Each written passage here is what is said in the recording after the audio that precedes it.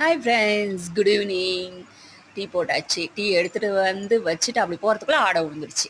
டீயை குடிச்சிட்டு ஈவினிங் சாமி கும்பிட்டுட்ருக்கேன். நீங்களும் சாமி கும்பிட்டுக்கோங்க. அடுத்து என்ன, சாமி கும்பிட்டு டின்னர். சுட சுட இட்லி ஊற்றியாச்சு. வீட்டில் இட்லி வேணும்னாங்க. இது காலையில் அரைச்ச சட்னி தான். இந்த மாதிரி வேர்க்கடலை தேங்காவில் போட்டு அரைச்சா அவங்களுக்கு ரொம்ப பிடிக்கும்.